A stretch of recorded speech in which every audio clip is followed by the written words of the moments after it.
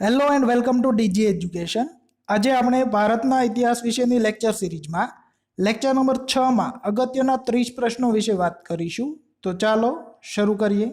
Okay, question number 1 જોઈએ તો ગૌતમ બુદ્ધના જીવનની નીચેના પૈકી કઈ ઘટના મહાભિનિષ્ક્રમણ ગણાય છે? તો ગૌતમ બુદ્ધે જે 29 વર્ષની ઉંમરે ગૃહત્યાગ કર્યો હતો એને મહાભિનિષ્ક્રમણની ઘટના છે ગણવામાં આવે છે।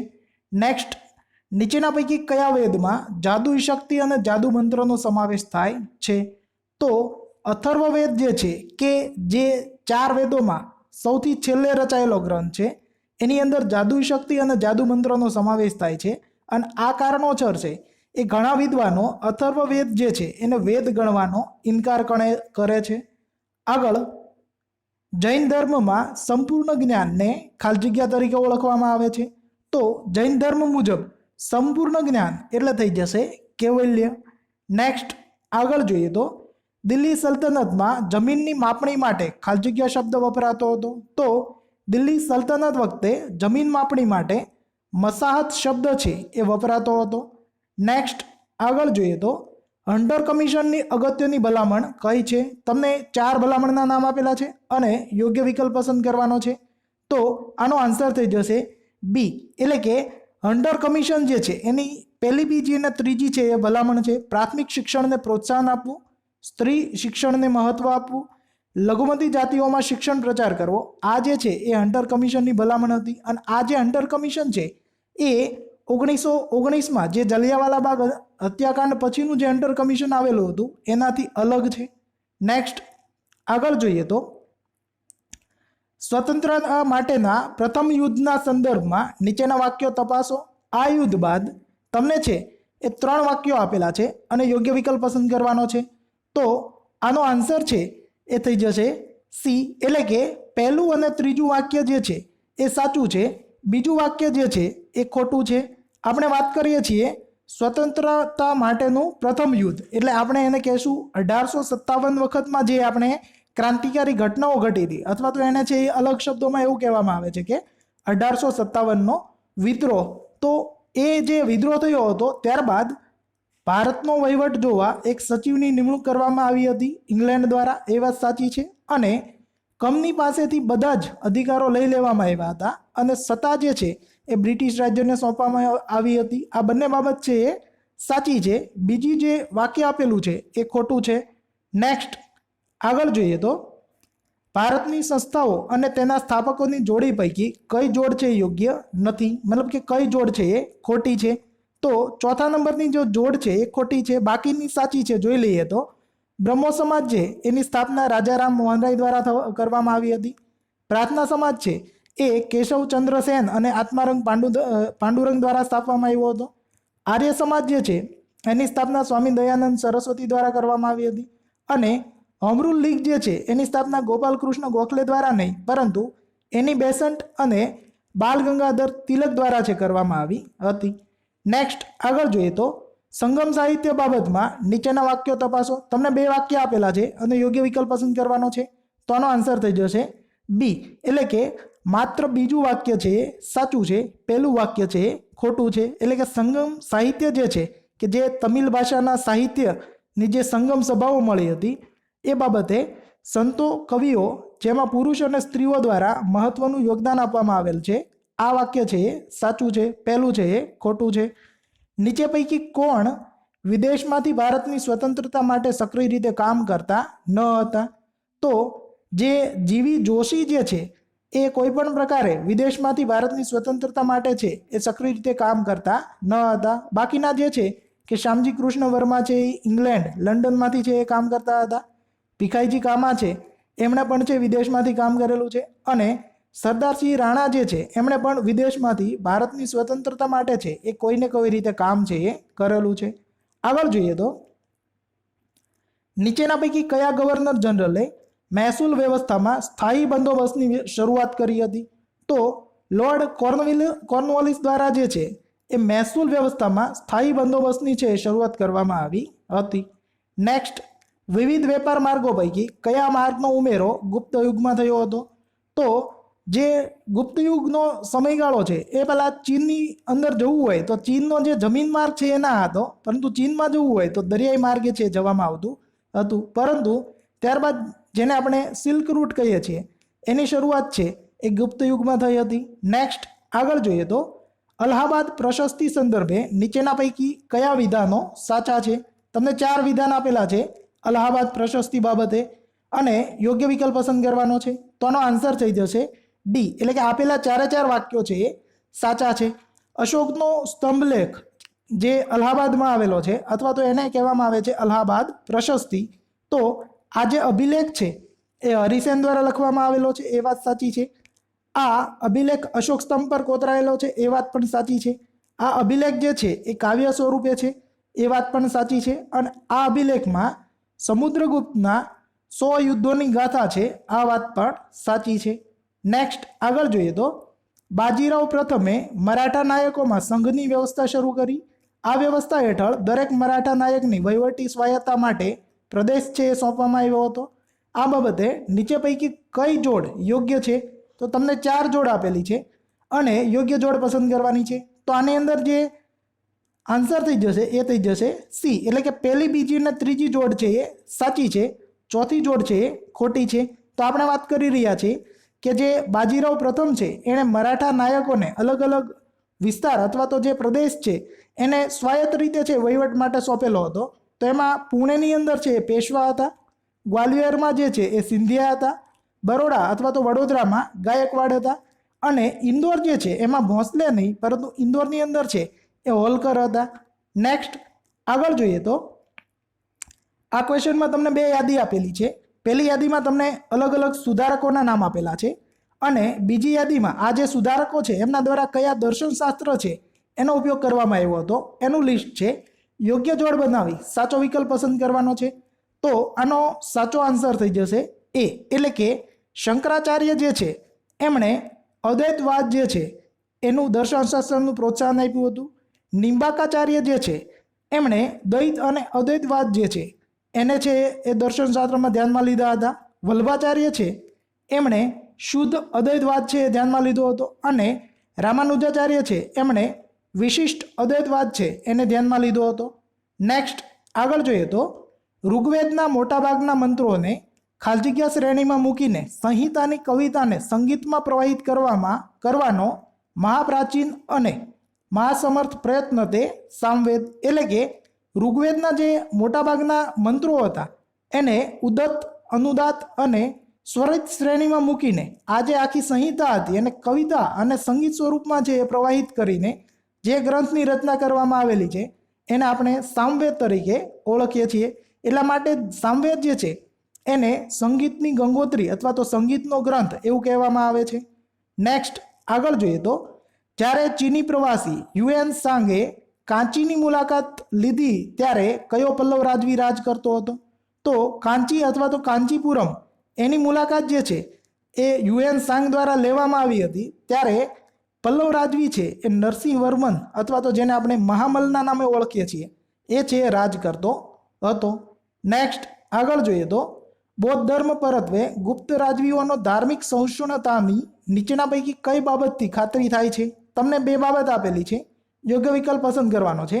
તો આનો આન્સર થઈ જશે સી, એટલે કે 1 અને 2 બંને જે બાબત છે એ સાચી છે. આપણે વાત કરીએ છીએ કે ગુપ્ત રાજવીઓની ધાર્મિક સહિષ્ણુતા, બરાબર, અને બૌદ્ધ ધર્મ બાબતે.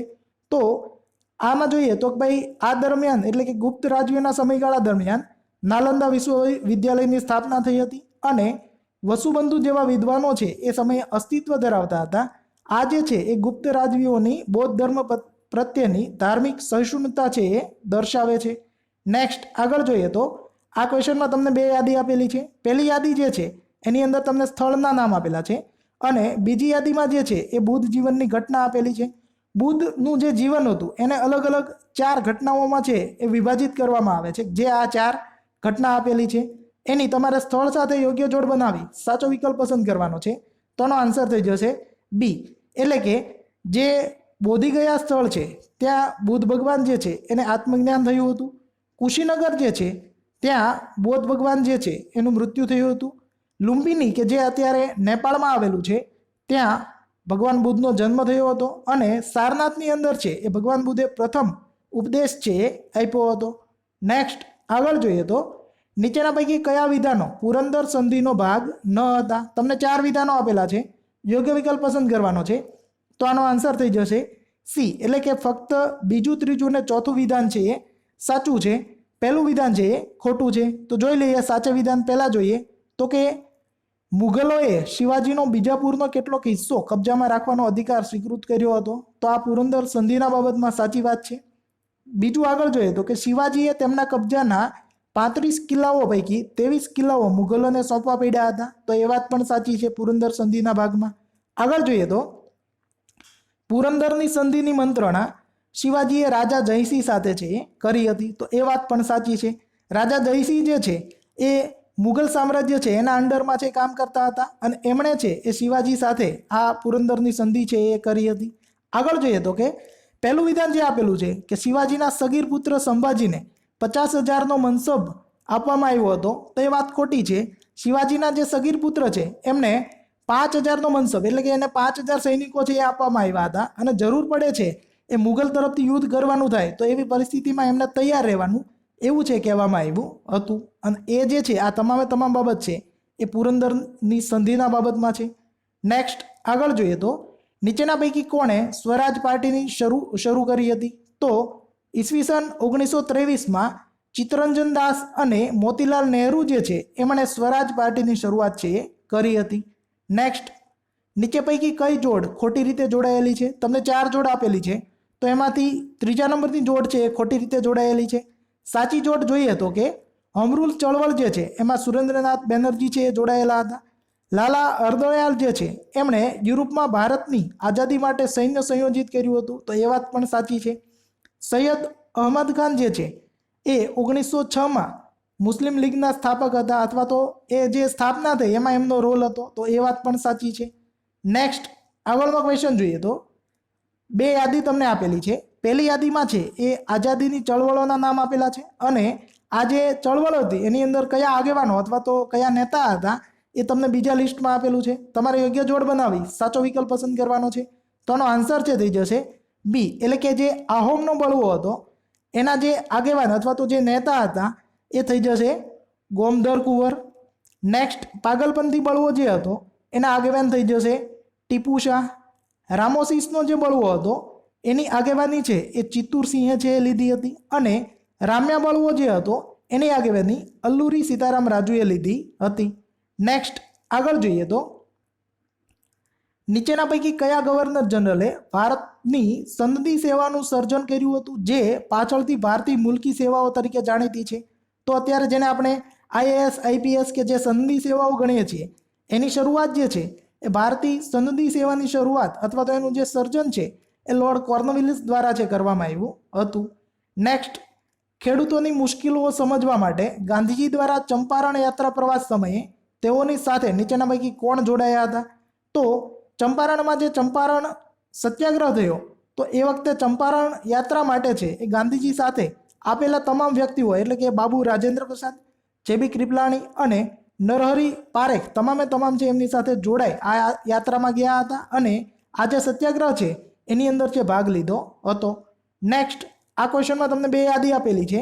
પહેલી યાદીમાં તમને સિંધુકીણ સંસ્કૃતિના જે સ્થળ છે એનું નામ આપેલું છે અને આ જે સ્થળ છે એ હાલમાં કયા રાજ્યમાં આવેલા છે એ તમને બીજા લિસ્ટમાં આપેલું છે. તમારે યોગ્ય જોડ બનાવી સાચો વિકલ્પ પસંદ કરવાનો છે. તો આનો આન્સર છે થઈ જશે સી, એટલે કે બનવાલી જે સ્થળ છે એ હરિયાણાની અંદર આવેલું છે. રોપર જે છે એ પંજાબમાં આવેલું છે. કાલીબંગન જે છે એ રાજસ્થાનમાં આવેલું છે અને સુરકોટડા જે છે એ ગુજરાતમાં આવેલું છે. નેક્સ્ટ આગળ જોઈએ તો પશુપતિ દેવનું સીલ નીચેના પૈકી કઈ જગ્યાએથી પ્રાપ્ત થયું છે? તો સિંધુકીણ સંસ્કૃતિની અંદર જે પશુપતિ દેવની ઉલ્લેખ છે અથવા તો એનું જે સીલ છે બરાબર એ મોહેંજો-દડો સ્થળ છે ત્યાંથી જે પ્રાપ્ત થયું હતું કે જે મોહેંજો-દડો છે એ હાલમાં પાકિસ્તાનની અંદર છે. નેક્સ્ટ આગળ જોઈએ તો નીચેના બનાવોને કાલક્રમાનુસાર ગોઠવો અને યોગ્ય વિકલ્પ પસંદ કરો. તમને છે એ 4 બનાવો આપેલા છે તો આનો આન્સર છે થઈ જશે બી, એટલે કે સૌથી પહેલાં એટલે કે આ જે 4 બનાવ આપેલા છે એની અંદરથી અસહકારની જે લડત છે એ 1920ની અંદર શરૂ થઈ હતી. ત્યારબાદ જે નાગપુર સત્યાગ્રહ છે એ ઈસવીસન 1923માં થયો હતો. ત્યારબાદ ગાંધી ઇરવિન વચ્ચેનો જે કરાર છે એ ઈસવીસન 1931માં થયો હતો અને અટેચમેન્ટ યોજના જે છે એ 1940માં શરૂ થઈ હતી. નેક્સ્ટ આગળ જોઈએ તો નીચે દર્શાવેલ વંશને કાલક્રમાનુસાર ગોઠવી યોગ્ય વિકલ્પ પસંદ કરો. તો આમાં તમને છે એ 4 વંશના નામ આપેલા છે અને યોગ્ય ક્રમાનુસાર એમને ગોઠવી સાચો વિકલ્પ પસંદ કરવાનો છે. તો આનો આન્સર છે થઈ જશે ડી. એટલે કે જે મુજબ તમને નામ આપેલા છે એ મુજબ જ છે એ કાલક્રમાનુસાર આવેલા છે. એટલે કે ગુલામ વંશ જે છે એ દિલ્હી ઉપર એનું રાજ ઈસવીસન 1206 થી લઈને 1290 સુધી હતું. ખિલજી વંશ છે એ 1290 થી 1320 સુધી હતો. તગલક વંશ જે છે એ 1320 થી લઈને 1413 સુધી હતો. સૈયદ વંશ છે એ 1414 થી લઈને 1451 સુધી હતો. ત્યારબાદ તમે જો કન્ટિન્યુ આગળ ગણો તો આવશે લોધી વંશ કે જે 1451 થી લઈને છે એ 1526 સુધી હશે. 1526માં છે ઇબ્રાહિમ લોધીને છે એ બાબર દ્વારા હરાવવામાં આવે છે અને 1526માં મુઘલ સામ્રાજ્ય અથવા તો મુઘલ સલ્તનત છે એની શરૂઆત કરવામાં આવે છે. નેક્સ્ટ ઈસવીસન 1615માં જહાંગીરના દરબારમાં ઇંગ્લેન્ડના રાજા જેમ્સ પહેલાના રાજદૂત તરીકે કોણ આવેલા હતા? તો આપણે સૌ જાણીએ છીએ એના મુજબ થોમસ રો જે છે એ ઇંગ્લેન્ડના રાજા જેમ્સ પહેલાના રાજદૂત હતા અને એણે જહાંગીરના દરબારમાં છે એ વેપાર કરવાનો પરવાનો છે એ મેળવ્યો હતો. નેક્સ્ટ દેશી રાજ્યોના દત્તક વારસ લેવાના મુદ્દા પર રાજ્યોને બ્રિટિશ સામ્રાજ્યમાં ભેળવી દેવાયા હતા. આ બાબતે પ્રથમ કયા રાજ્યને બ્રિટિશ સામ્રાજ્યમાં સમાવવામાં આવેલ હતું?